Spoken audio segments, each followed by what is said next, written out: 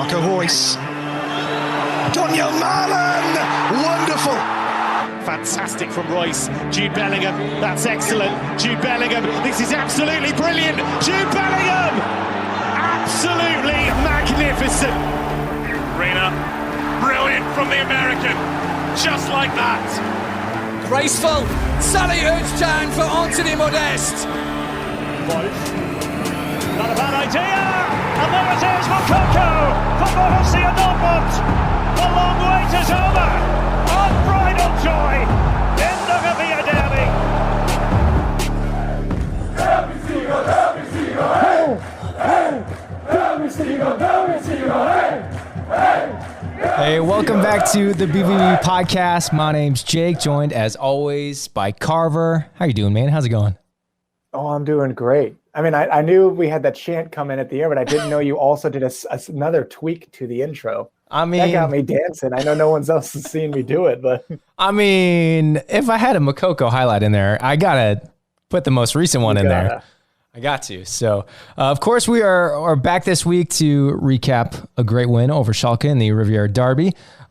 Derby, I guess I just say Derby. Derby is like the English way to say it, kind of. And I'm not English, and I'm kind of half German, so I should stick to Derby, I guess. Fully American, kind of German, not English. So anyways, a great 1-0 win where we saw, I mean, so this was the first Derby for Schalke in front of fans in a couple years, 3 years, like first one in a long time. It's also the 99th Derby, so really, really big, really cool moment. 150th game for Reus. I feel like there was a couple other milestones in there, but big game on the weekend. Good win. Another 1-0. We had another surprise injury. I guess before we dive into that, though, Carver, how are you feeling about the game overall coming off of that? Well, like I mentioned last week, after the Man City game, unfortunately, it was a disappointing result at the end, and we couldn't get any points from that. There was a lot of positives to build on, and we now have a little bit more confidence going into this one, knowing that we competed with the best team in the world at their own stadium and held them off for 80 minutes, and for a few minutes we were also leading. So again, I think we had some positives to build on, and we can continue to work on things that we did well that game, which, you know, we were pretty defensively sound, and we looked decent on some of the counterattacks.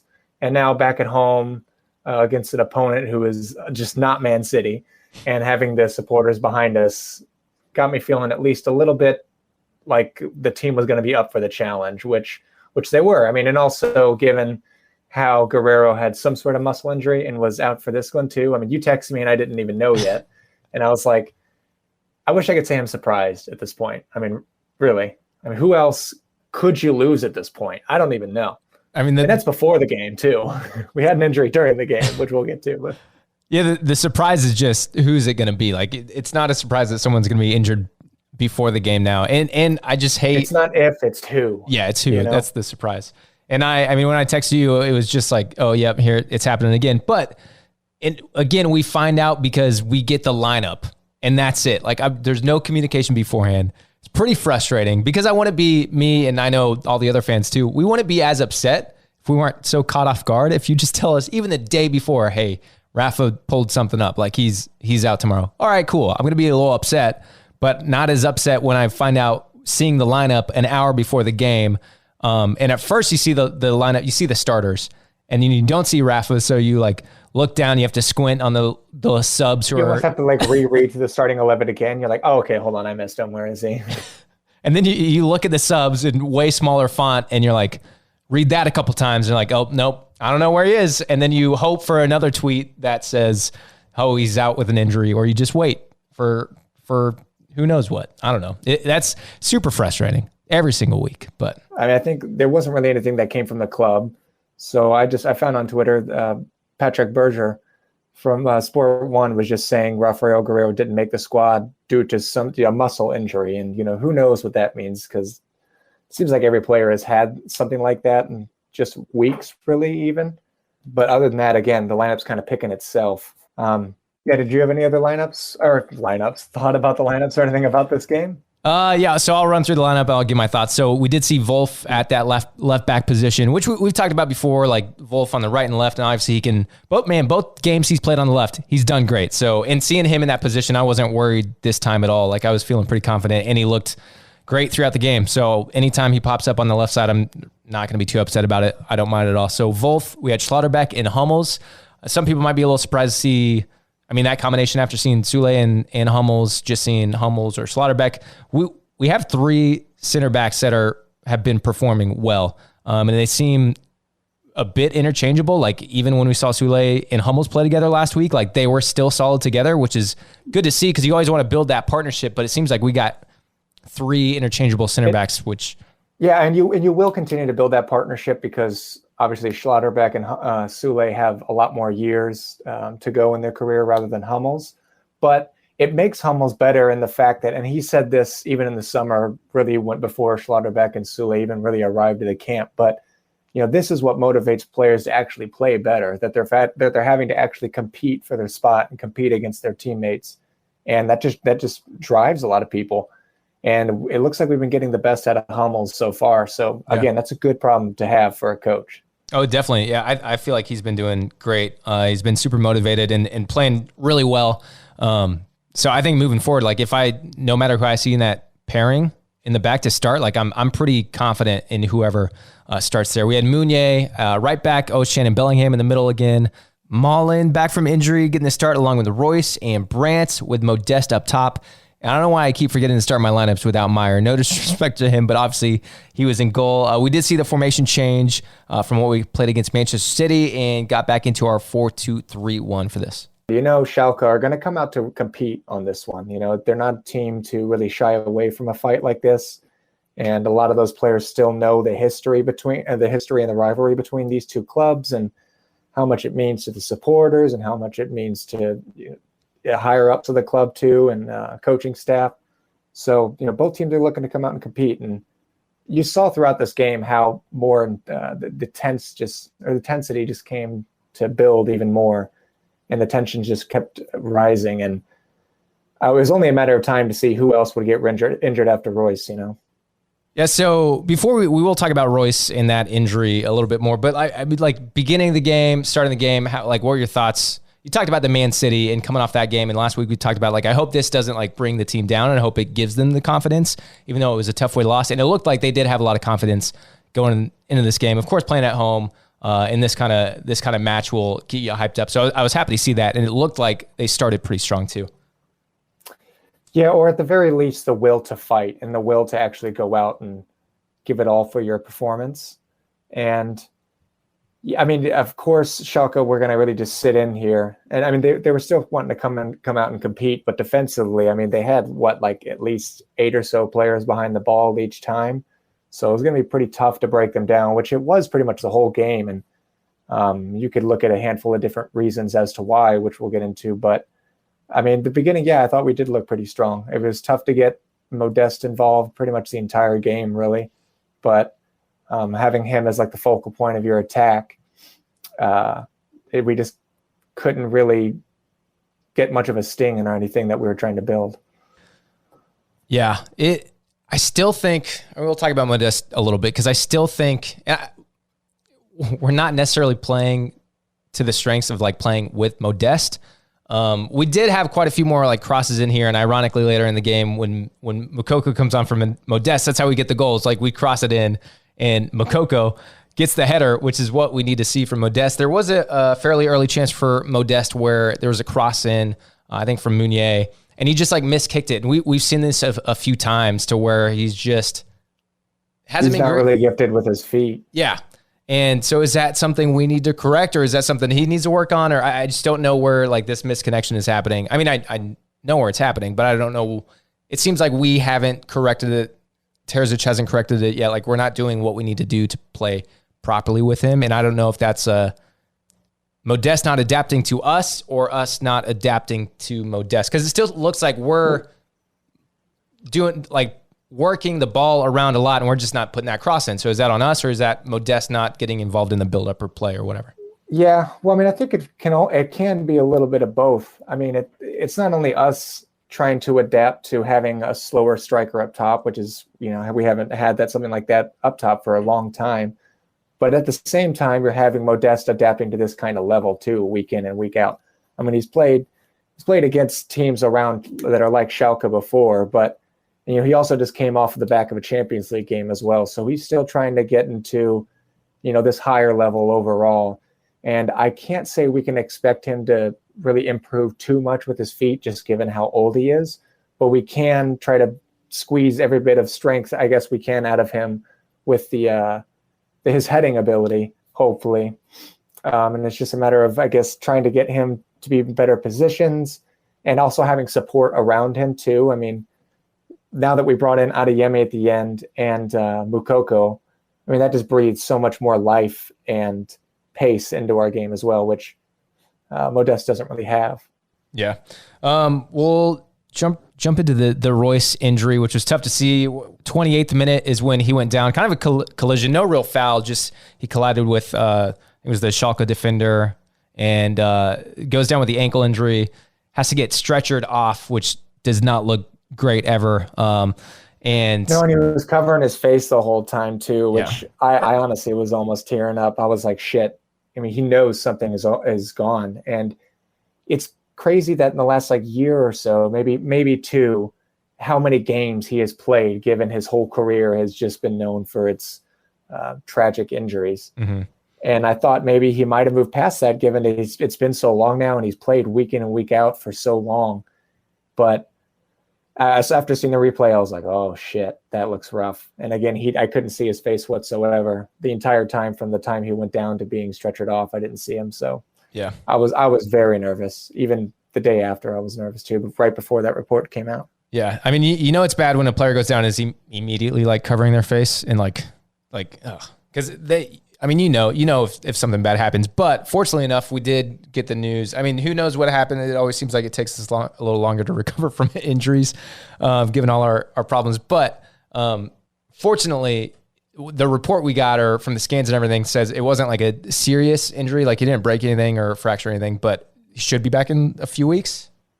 Yeah, 3 to 4. So his World Cup spot isn't necessarily in jeopardy at the moment. Although 3 to 4, I would probably start to caution for 4 to 5, just given the luck we've had in the last year or so, and also just how many injuries he's had in the past on his ankles, both of them.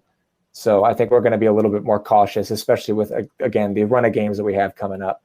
It looks like he will be out for the Cologne game, obviously, the next 2 weeks, as well as it's looking likely that the Bayern game as well. Yeah, which is on October 8th. I mean, it'll be cutting it close. And I mean, at least, or at the very most, I imagine he won't start. Yeah. So we saw Reyna sub in for him right around the 32nd minute when he finally got play resumed and he subbed on. And immediately after that, we saw a really good chance where Malen held up the ball. I think it was just on the edge of the 18, out wide. Really good on him too. He kind of held the ball, waited to see what was going to happen, did this awesome little flick pass, flicking it over the defenders to where Bellingham had a header on goal. Fantastic save. Oh my God, that save was unbelievable. I would have put money, the second that left Bellingham's head, just because the contact he made with that, I would have put money on that being in. Yeah, it was a great opportunity, and Reyna was right there behind him, so it's if Bellingham wasn't there, or if Bellingham missed it by chance, Reyna probably could have, was maybe in a even slightly better position. I had a little more space on it. Yeah. But he didn't have to sprint and almost jump behind him. Yeah, it was good to see immediately. I know Reyna wasn't technically involved in that. He didn't get a head on it, but he was there and very quickly involved in the play and the attack moving forward. And we saw our wingers, they always kind of do this where they shift around and they rotate up top, rotate and shift sides. But we saw Brandt kind of drop to that number 10, Reyna out wide on the right at first, and then they were all rotating around. It was good to see that our level didn't drop. Our level of intensity and skill and how we were working and playing the ball did not drop at all. It was really good. I was literally just about to say that. Yeah, it was really inspiring, and just inspiring to see that right whenever Royce came off. Not only just how good of a player he is, but also that your captain and the one that's played with for so many games now in a row. And you're expecting, intensity to drop a little bit, maybe nerves start to creep up. But like, if anything, we continue to pin them even harder and really try to go for one in the following minutes. Yeah. And it's unlucky that we couldn't capitalize. Yeah. And I mean, I think Reyna coming on, I was surprised he didn't start this game because I thought he was so good against Man City. So I wouldn't have been surprised if he started over Brandt. That was another surprise in the lineup for me. But yeah, him coming on still, he's looked good. I've seen some articles about just him like looking good for the World Cup, which is true. But at the same time, I don't want people like, I know they've been easing him into things, but by World Cup, he should be good to go. I think he was even said after the international break, he should be good to go to play a full game.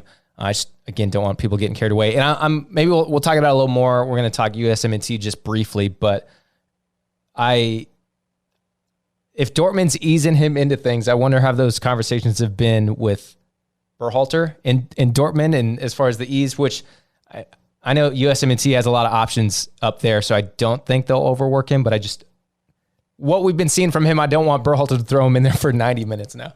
I don't think Berhalter will do that. And he was at the game, so yeah. I would imagine, he's not talking to Terzic or anything like that, or at least maybe not. He could be, but I mean, I imagine he's got some sort of insight into how they're going to treat Gio, and thankfully he didn't have to travel far at all. In fact, it looks like he drove himself and picked up Scally on the way.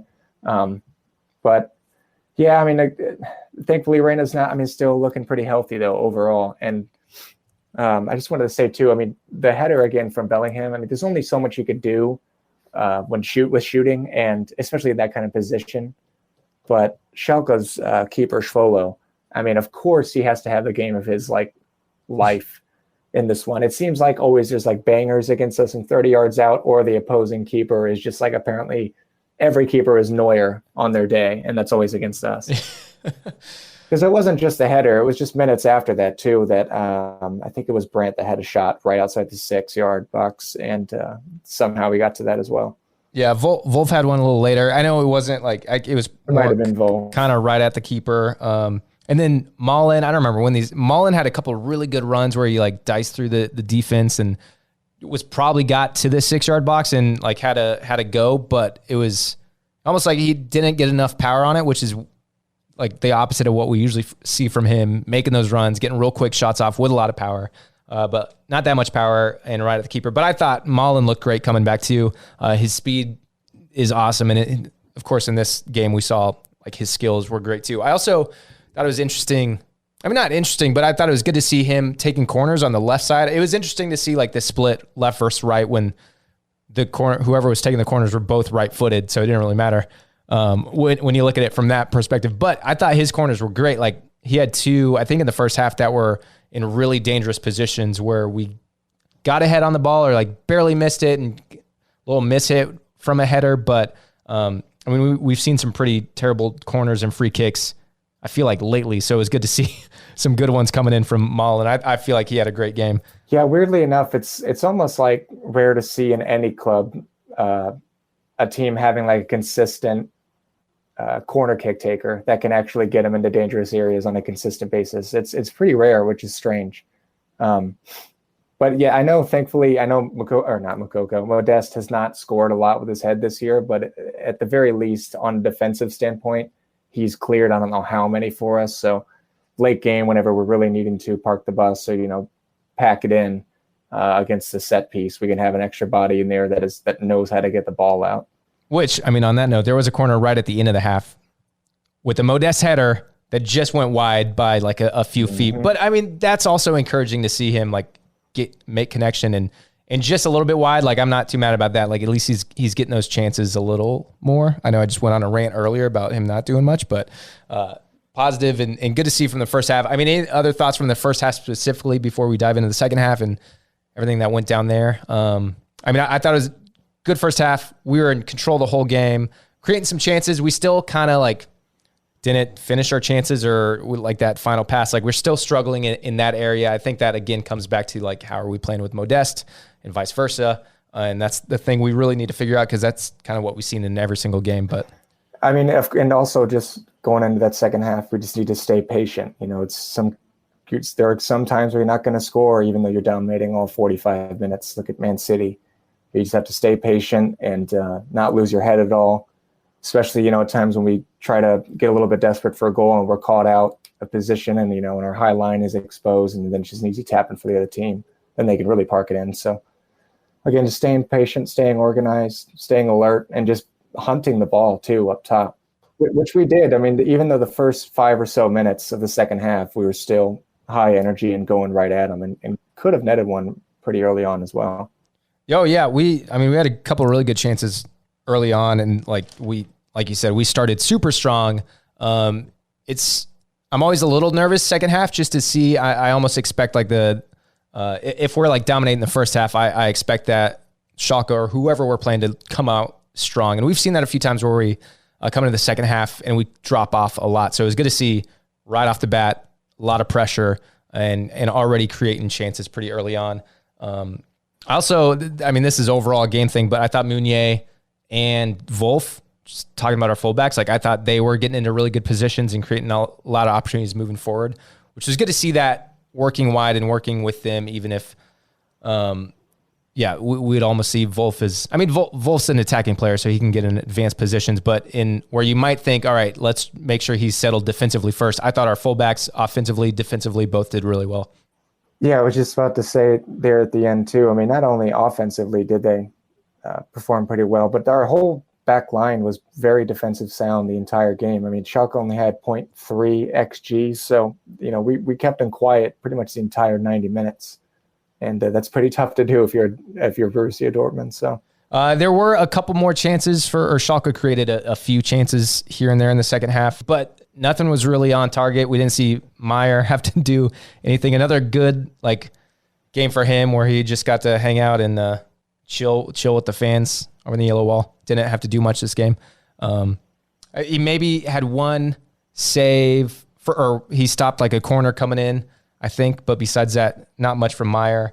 And then he didn't have any saves that were shots on target. So he did. There was early. Okay, I didn't mean to talk about this when we were talking first half, but I think it was 16th minute.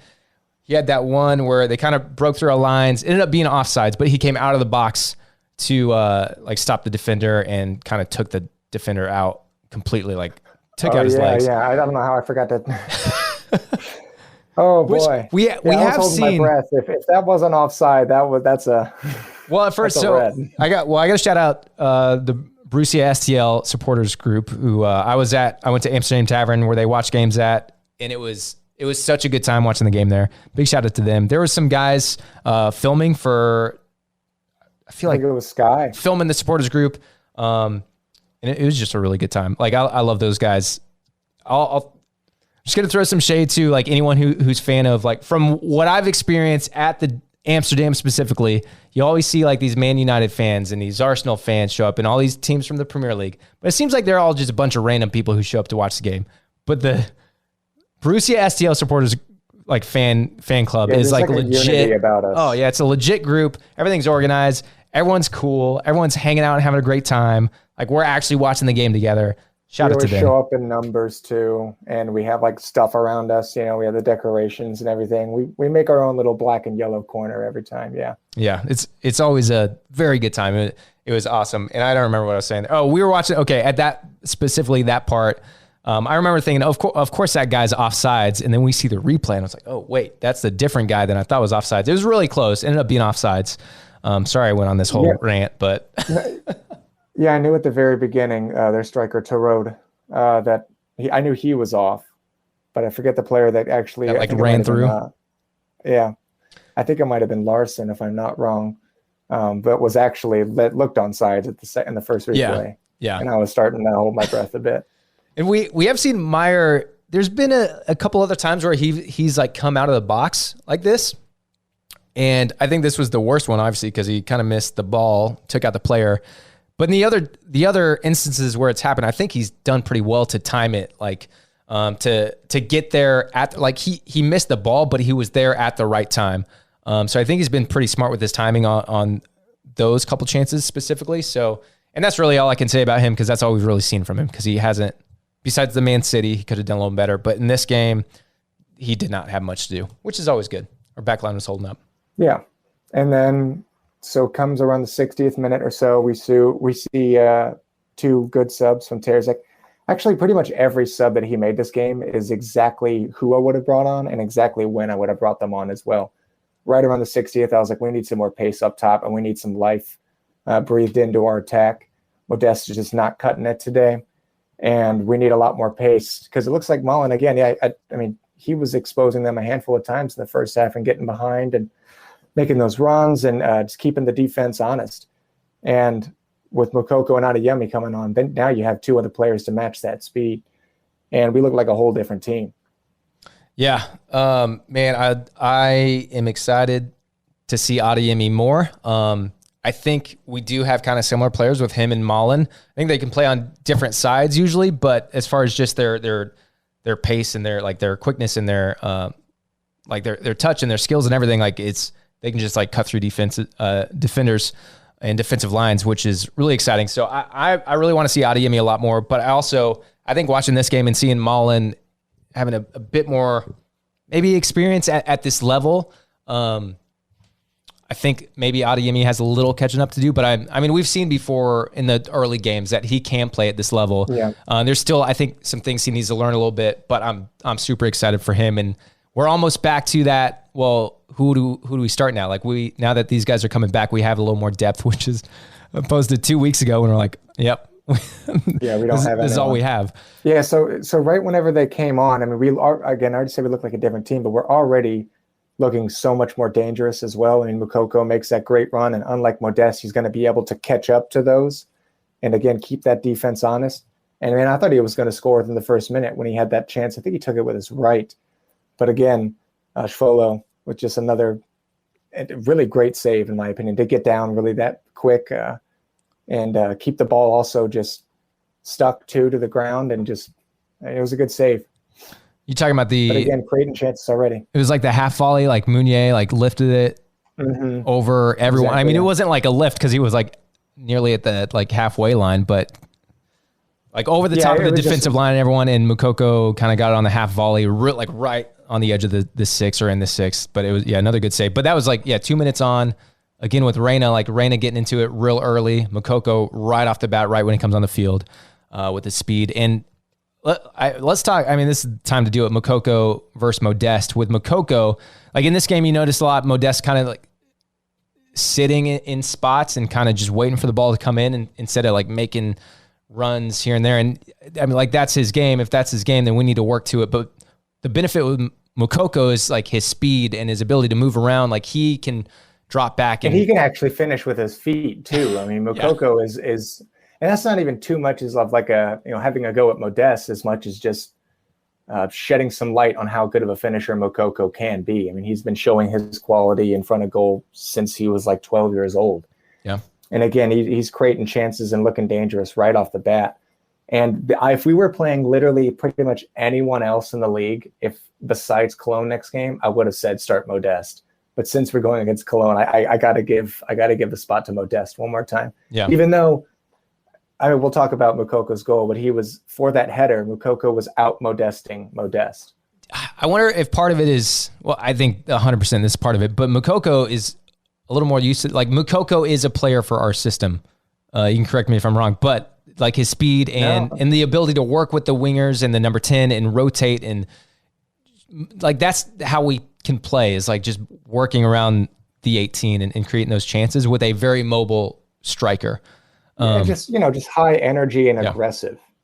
That's a way better way to put it than me just rambling, trying to find the right words. No, you're good. So moving forward, you gave your opinion to show Modeste. We'll see Modeste next week, or not next week, but October 1st is our next game against Köln. Mm-hmm. But moving forward, if we keep seeing performances, and again, I'm not trying to downplay or put Modeste down, but working with our system is what concerns me, especially if you listen to the episode last week. I talked about it a lot more. I don't need to go into it a lot, but moving forward, are we gonna work better with Moukoko in the system than Modeste? Well, here's the thing though, too. I would understand if Modeste is changing or at least our attack. I'm not going to say our whole entire system, but our ways of attack and our ideas. If he changes those, but he's netting them, and he's getting on the end of these, and he's netting these headers and He's had plenty of chances with his feet as well. Then I would say, look, it's working. He's getting goals and we're getting results. And now we're still getting like results. I mean, I think we could be and should be top of the league, but he's not netting these, and he's changing our attack a lot. And I would argue for the most part for the worst.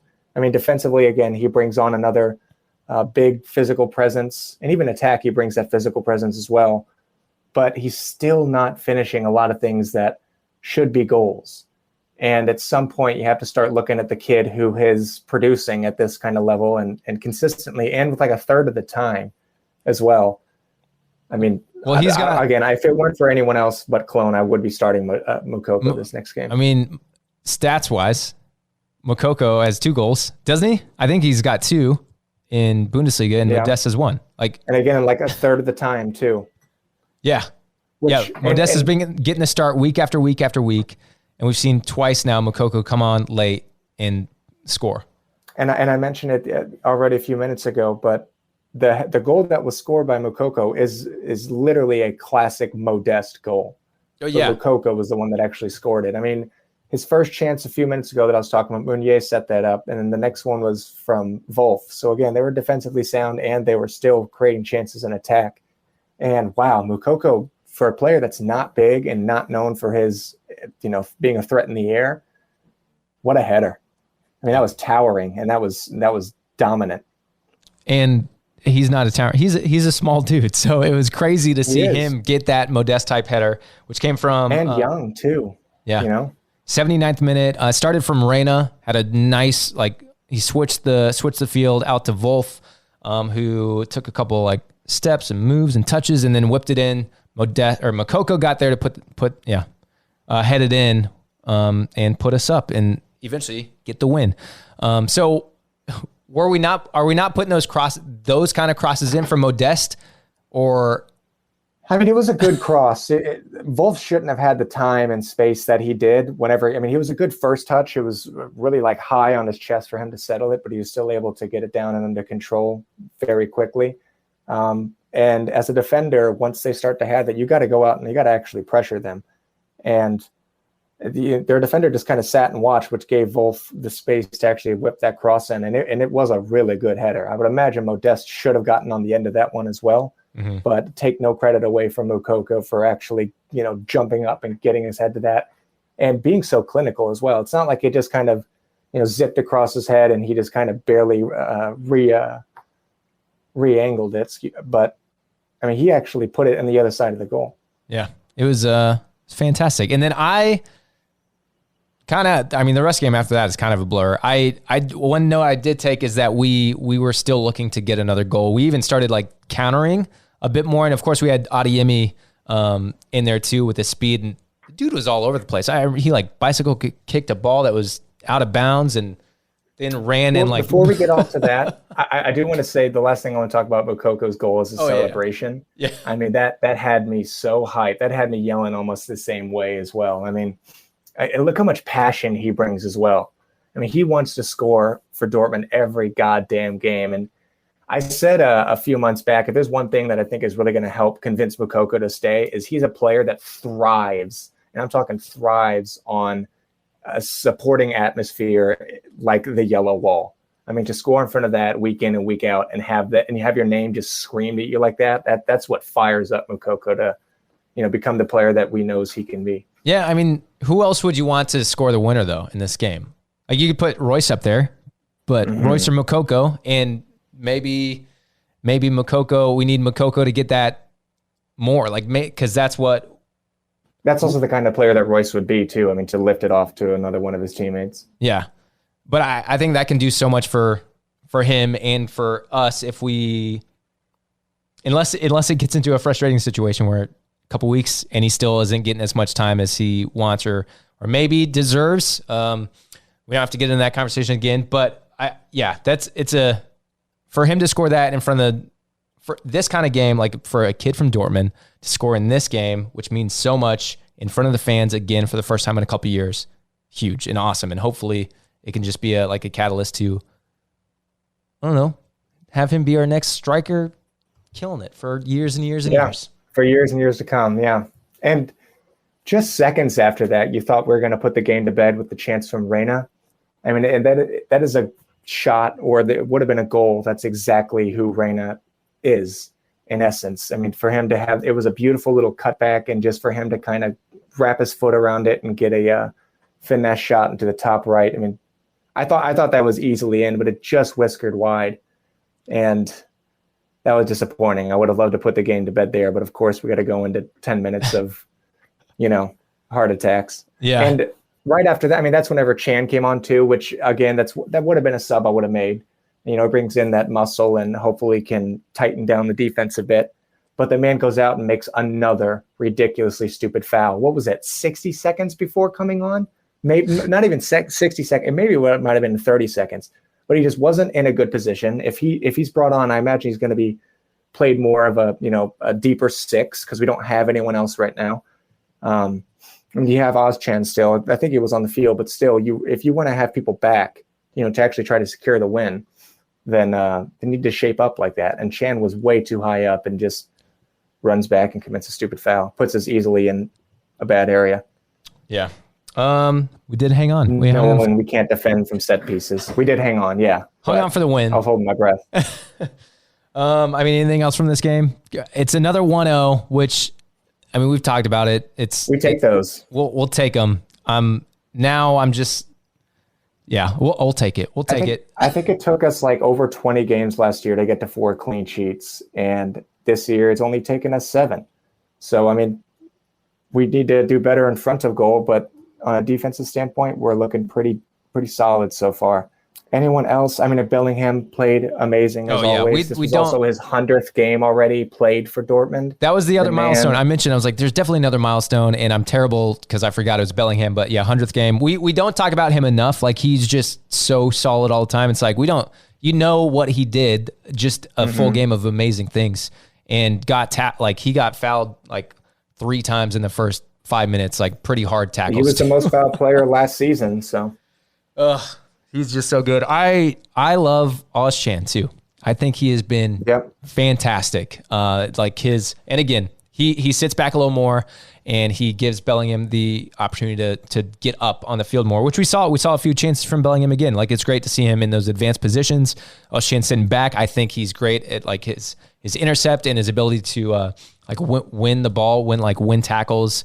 And just kind of control, like sit back in a little quarterback position, kind of like, I think his passing is pretty great. I haven't looked at stats specifically. This is just how I feel. It's really simple and it's really smart. I mean, again, he keeps it unlike Chan, where you're like, Jesus, this guy's going to lose the ball at any minute and then just rip someone down from behind to get a yellow. But Ozchan, I almost said Chan. Ozchan is a lot more smart with the ball. So yeah, I loved his performance. I mean, Schlotterbeck as well. Another great one for him. I'm going to steal a stat from Adam Dorowski, our boy.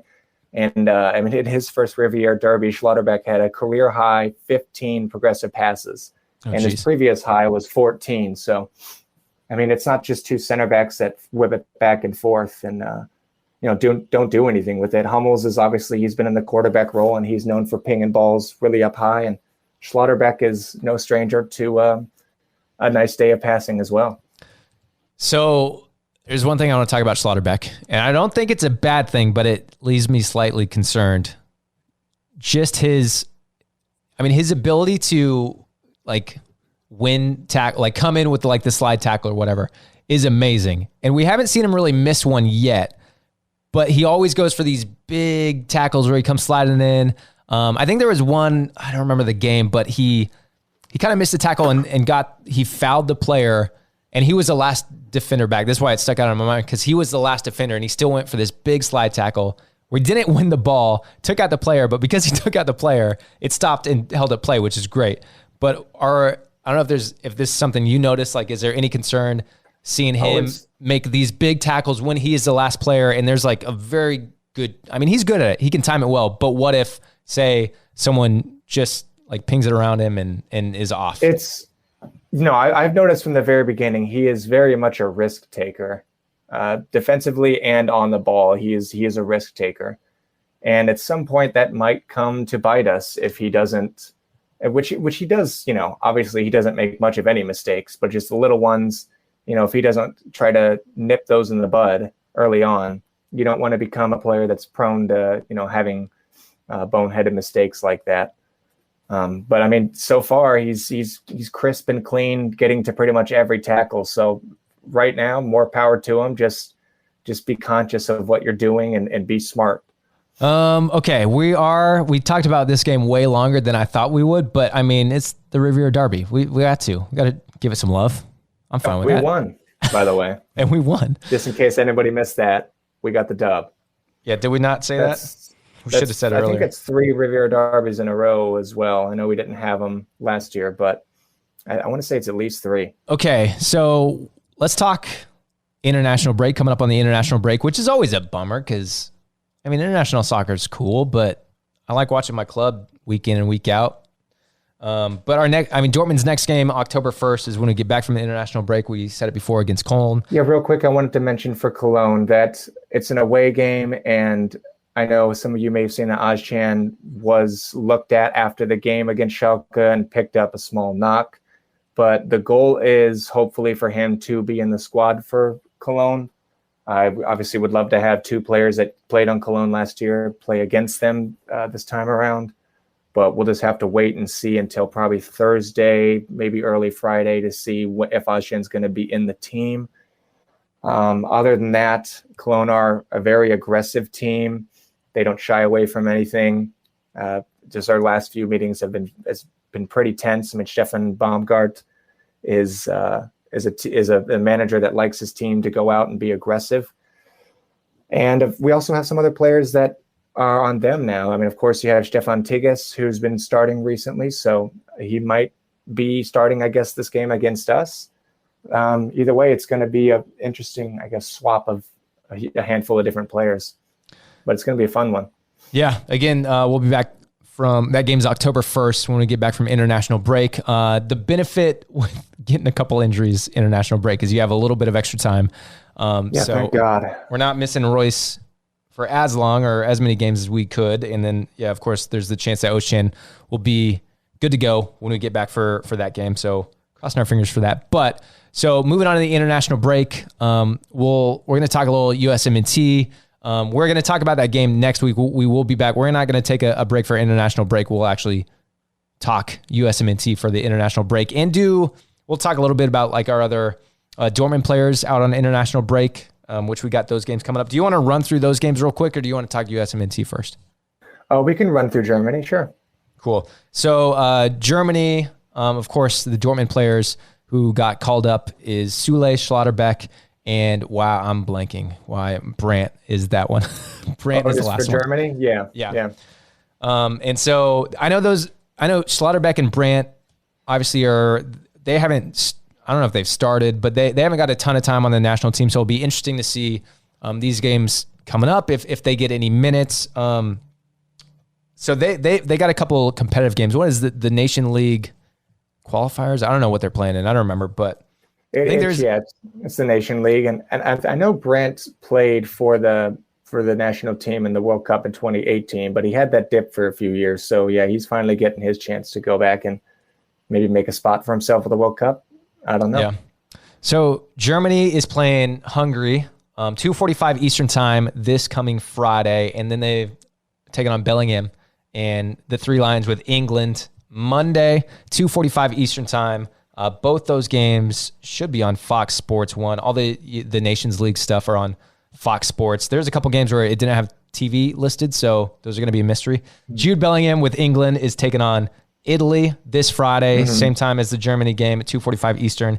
And then, of course, they're playing Germany next Monday. The other players we have out on international duty, Belgium with Hazard and Meunier are taking on Wales Thursday. That game's 2:45 on Fox Sports, and then they play the Netherlands on Sunday. I was kind of surprised. Malen didn't get called up for the Netherlands. I guess I saw that late. I'm not too surprised, I guess. I guess he hasn't played in a while. He's coming back from injury, so that makes a little more sense. Belgium Thursday and Sunday. And then, of course, USMNT with Gio Reyna, who benefit to Gio. And who else is playing in the Bundesliga? Not PFOC, because PFOC did not get called up. But they're training in Cologne. Scally. Yeah, that's the other one. So they were training in Cologne. So nice, easy trip for Gio. I will say, I know we're not get into this too much yet, but just as a USMNT fan, obviously, and this being the last window before the World Cup, I feel like the European teams have way better games set up to play because they're playing the Nations League and they're playing pretty competitive matches where the USMNT is not, and that slightly concerns me. I mean, they're friendlies, but the Nations League is glorified friendlies. And I think they're probably going to be taken at the same level of seriousness, if not the U.S. potentially taking them more serious than the others. I mean, because we have a lot to do with this squad still. We only got 2 games in a whole month, but there is still a lot of question marks for a lot of different roles in this team and spots. And I imagine they're going to be fighting really hard for their spot. I mean, Berhalter, I could get into him, but he has his favorites, and it's going to be hard for other players to, I guess, wiggle their way into this squad, no matter how talented or proven they are. You want to talk the PFOC drama? I don't think there's too much. I mean, from what I heard, he did have a slight knock, so that's why he wasn't called up. It might have just, I think it just kind of slipped under the radar. But if he scored again this past weekend against Wolfsburg. But if he nets another 1 or 2 before the World Cup, I'm going to lose my mind if he's not called up. I mean, people are saying he's not the system player, the player that we need for our system, like Tim Ream. And it's like, I guess if you're trying to, I'm not going to get into the Tim Ream thing, but I feel like we're just kind of playing that excuse for one team at the moment, and that's England. And you still need to focus on quality to try to get to the other teams. I mean, PFOC's a player that's going to be able to try to help break down a team like Iran, who's going to, I would imagine, run that low block. And he's going to be that physical presence that we desperately need right now. Yeah, my big thing with him in verse, I mean, I know that people have been going like him versus Pepe and doing the comparisons there. And because that's what Berhalter came out and said was, with the criticism of PFOC not being called up, is Berhalter's comments were along the lines of, we know what PFOC can do and can bring, and we still want to give Pepe that chance, which I get. You want to give Pepe the chance, but at the same time, this is like, our striker situation is so up in the air that all these guys need a chance to work in and around the system to figure it out. And if PFOC's not getting that chance before, it's pretty frustrating. Yeah. And Pepe has the same chance PFOC has right now at club level. And yeah, he hasn't been getting a lot of minutes, but I mean, maybe he hasn't earned those minutes at a club like Augsburg either. I mean, the man has not done well when he had minutes either. And if you're looking at a player like PFOC that is on a club that's at the top of the Bundesliga right now and a regular starter and producing 5 goal contributions in 6 or 7 games now, I think it's a no-brainer unless Pepe comes out and really puts on a hell of a 2 performances in a row and goes back to club level and starts to perform for the next month. That's what's got to convince me. Because, I mean, there are other players, I wouldn't mind playing or bringing someone like Jesus Ferreira.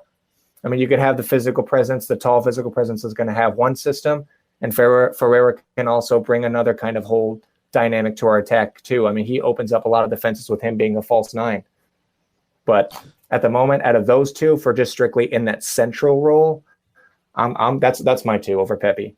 Yeah, it's just it's really frustrating, and I also don't just want to tear down Pepe, but if you look at the comparisons, the straight up Bundesliga comparisons, like you said, what PFOC is doing currently, and what we saw Pepe not do with Augsburg last season. Now, of course, he's loaned out to a lower division, or not in Germany, but a kind of lower level league. In Denmark, I think, is where he's at. Danish the football. Netherlands. Is it? Okay. It is Dutch, yeah. And the frustrating thing is, again, back to PFOC needs to work in this system. He needs the experience with the team, and because I don't know if he played I don't remember if he played in the last window. No. So what's the benefit? I will admit, PFOC was not great in his last outing for the national team, but that was also, if I'm not wrong, at least 2 years ago, maybe even 3. I think he played in this tournament last summer. He might have played in that. I forget which one that was, but CONCACAF Nations League or whatever. It's been at the very least a year or 2. Yeah, it's just, I think he keeps producing at this level that he does. And if he's not, I don't know, if he keeps producing at this level and he's not called up for the World Cup, then that's super frustrating. If he keeps producing at this level and then goes to Qatar for the World Cup, it's frustrating that he's just jumping into a system that he hasn't like trained with in a very long time.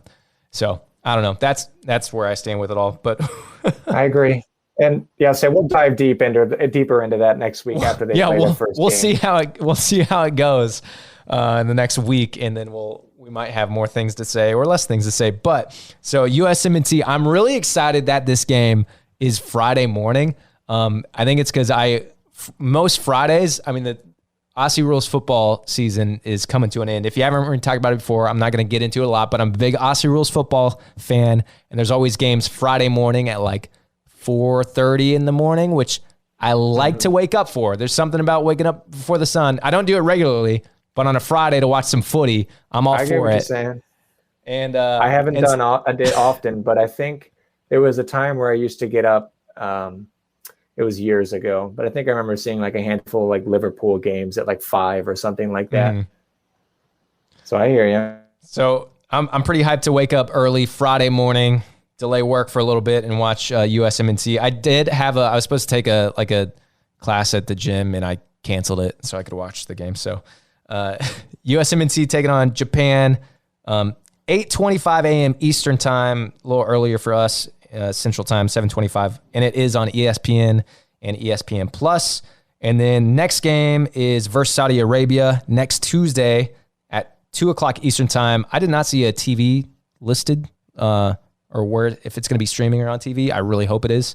You would think it's going to be, but I don't know. We'll have to wait for more info on that. But that's what we got coming up, and then we will be back next week for USMNT coverage a little bit. Carver, you have anything else? Oh, you know what? This is so stupid and random, but I think I took the wrong stat from Chaz on Twitter and said Shalke had 0.3 XG, and it was actually 0.7. Oh, so thanks for that, Chaz. All right, cool. Anything else? No, that's it. Awesome. Hey, thank you so much for hanging out and listening. We really appreciate it. If you want to leave us, if you like hanging with us, if you made it to this point and haven't already left us a review, 5-star review on Spotify or Apple Podcasts, that would be awesome. We'd really appreciate it. And then if you want to keep up to date with us, Twitter, Instagram, reach out anyway there. Head to our website, thebvbpodcast.com, to get all those links. My name's Jake. Carver has been with me as always, and we will see you later. See ya.